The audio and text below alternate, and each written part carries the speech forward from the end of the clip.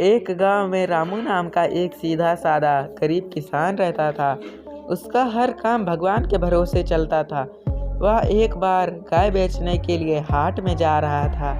रास्ते में वह आराम करने के लिए एक पेड़ के नीचे रुका और गाय को पेड़ से बांधकर पेड़ के नीचे आराम करने के लिए लेट गया। तभी एक गिरगिट पर उसकी नज़र पड़ी। गिरगिट ने अपने स्वभाव के अनुसार अपनी मुंडी ऊंची नीची करने लगा। रामू ने समझा कि यह मेरे मन की बात को टाल गया और यही सोचकर उसने गिरगिट से कहा, क्यों रे, क्या है? गिरगिट ने अपने स्वभाव के अनुसार मुंडी फिर हिलाई। रामू ने अर्थ लगाया कि यह गाय लेने का इशारा कर रहा है। रामू बोला, गाय लेगा? 30 रुपए की है। गिरगिट ने मुंडी हिलाई। रामू समझा कि यह हाँ कह रहा है।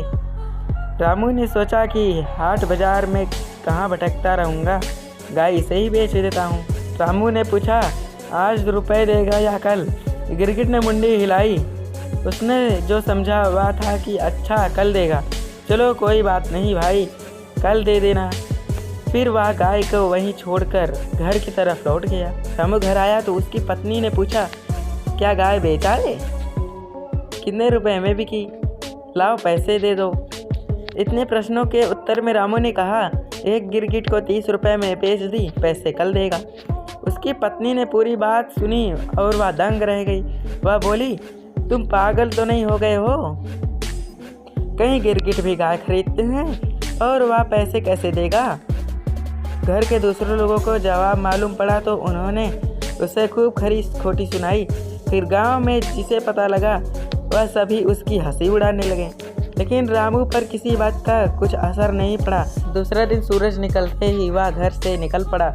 रामू ने जब उस पेड़ के नीचे जाकर देखा,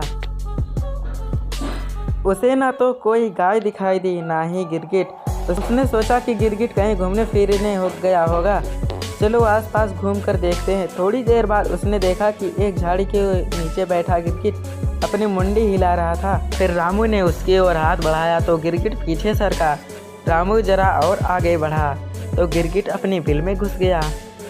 रामू ने सोचा कि शायद वह अंदर रुपए लेने के लिए गया है। थोड़ी देर प्रतीक्षा की, फिर वह उठा और अपने पास पड़ी एक लकड़ी से बिल को यह कहकर कुरेदने लगा, चल भाई चल, बहुत देर हो गई, मुझे पैसे दे दे जिससे मैं घर जाऊं। 2-4 बार कुरेदने के बाद उसे चांदी के सिक्के नजर आए।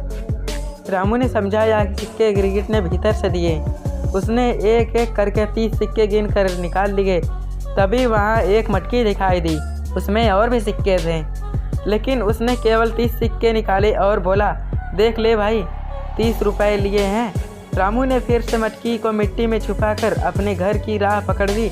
घर जाकर सिक्कों को अपनी पत्नी को देते हुए उसने सारा किस्सा अपनी पत्नी को सुनाया। उसकी सारी बात एक पड़ोसी बड़े ध्यान से सुन रहा था। उस पड़ोसी ने लालच में सोचा कि मैं अभी जाकर वह मटकी ले आता हूँ। रात को वह उस जगह पहुँच गया जहाँ रामू ने सिक्के निकाले थे। उसने धीरे धीरे उस जगह की मिट्टी हटा तो वहाँ मटकी दिखाई दी। मटकी के अंदर उसने देखा तो उसमें बहुत सारे बिच्छू दिखाई दिए। जैसे तैसे रामू के पड़ोसी ने मटकी को ढका। फिर सोचने लगा कि रामू ने मुझे धोखा दिया है और झूठ बोला है। यहाँ कहाँ सिक्के हैं, उससे बदला लेना चाहिए। यह मटकी उसके घर के छत पर से उसके ऊपर डाल देनी चाहिए। जब बिच्छू काटेंगे तो बच्चू झूठ बोलना भूल जाएगा।